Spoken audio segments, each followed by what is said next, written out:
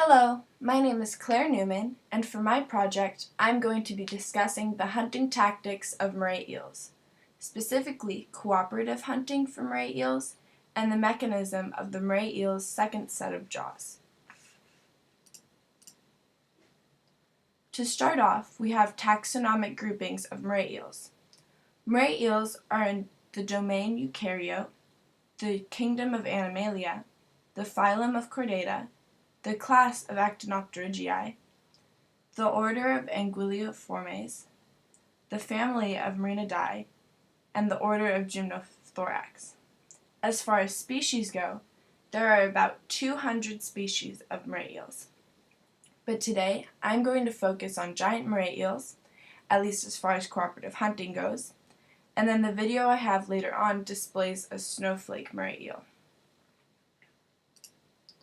So for interest-specific group hunting, or hunting with members of different species, this is an interesting quality that moray eels possess, as they have been found to frequently hunt with grouper fish. This is unique because it displays that these animals contain the ability to function cooperatively and help each other, which also displays moray eels' intelligence. When comparing between these species, researchers focus on certain behaviors moray eels perform during hunting that they can use to distinguish the intelligence levels of moray eels based on the mental difficulty of their group hunting tactics. Examples of this are seen in moray eels purposefully communicating with partners in order to begin hunting together, the adoption of alternate roles during a partner hunt, and sharing the food after capturing prey. When researching moray eels working together with grouper fish in the Red Sea, specifically, researchers found that associations between which moray eel is hunting with which grouper fish is non-random, and that groupers signal to moray eels in order to begin a joint hunting and recruit moray eels to prey hiding places. This signaling that groupers use to initiate a group hunt depends on the hunger level of the grouper. Now, you may be wondering why moray eels and grouper fish would decide to pair up for hunting food. Well, this joint hunting tactic is beneficial for both moray eels as well as grouper fish. This is because of how the hunting skills of each species complement each other, which is a reflection of the evolved strategies of each species instead of the individual role specialization during these joint hunts. Grouper fish hunt in open water, while moray eels hunt in closed spaces. That means when they're hunting together, this leaves their prey with few options to escape, resulting in a higher success rates while hunting jointly as opposed to hunting for food alone.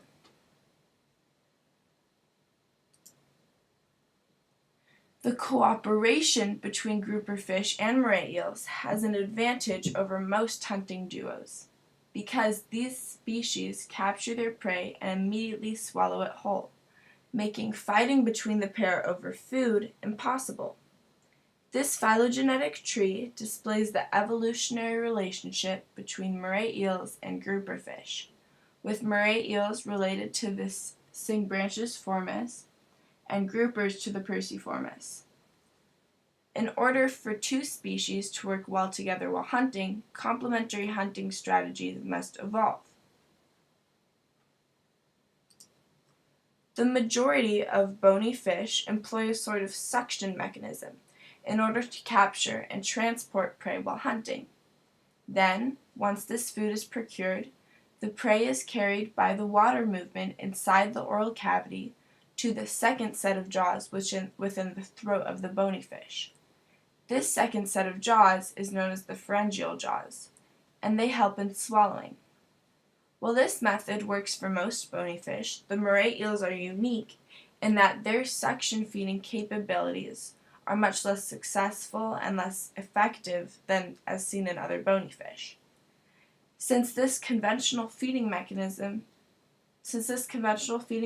proves ineffective for moray eels, it is astonishing that moray eels are able to swallow such large fish as well as cephalopods.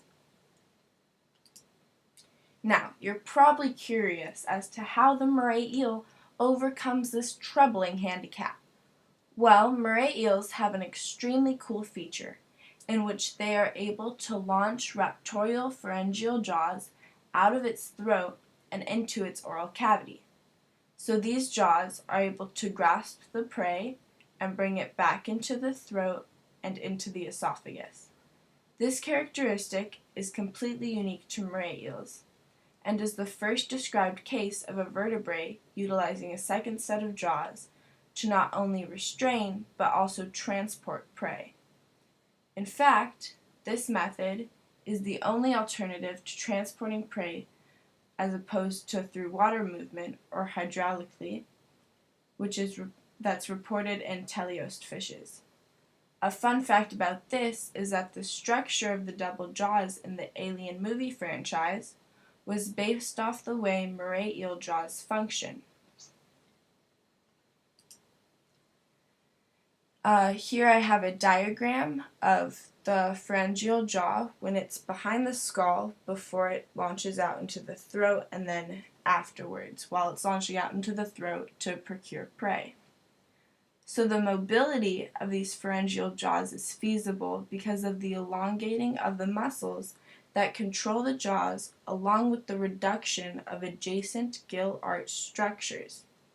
The fact that these pharyngeal jaws are able to reach from way behind the skull of the moray eel in order to grasp prey in the oral cavity unveils a paramount evolutionary innovation that most likely played a large role in moray eels' success as apex predators while hunting within the complex coral reef system, because this mechanism of the second pharyngeal jaw launching out into the oral cavity is completely unique to moray eels. So this method of transporting prey can be viewed as mechanically similar to that of snakes, as well as a lot of mechanisms that moray eels possess. So this video is going to show the hunting of a snowflake moray eel, as well as a diagram of how their jaws work specifically.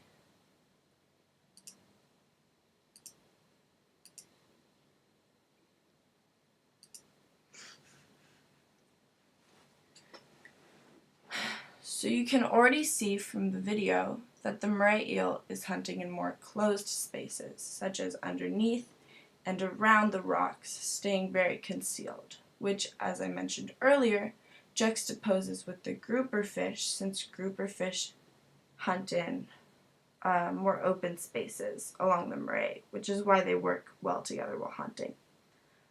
So then the moray eel proceeds to look around in the shadows, and the crab is its prey, and it's utilizing the rocks as cover so that it is indiscernible to the crab. This particular species of moray eels is known as the snowflake moray, as I mentioned earlier, and all species of morays are different colors and patterns to blend in with their individual environments. So now the snowflake eel is continuing to lurk and about to jump out onto the crab. So the snowflake eel's jaw is lined with these sharp teeth that curve backwards towards the throat in order to initially procure its prey in its oral cavity. So then once the prey is secured in these teeth, its second set of jaws, which are located behind the eel's skull, are able to launch out and grasp the prey to bring it into the moray eel's throat so that it can swallow its prey whole, which again I was mentioning earlier how this is helpful when hunting cooperatively with grouper fish, since the moray can swallow food whole, so there's no fighting between the species.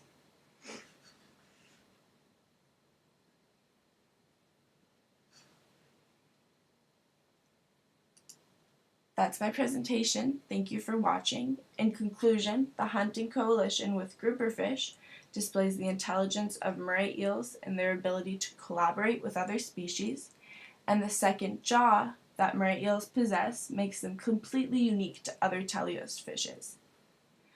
Both of these characteristics assist in the moray eel's extreme success as an apex predator. And then here are my citation slides.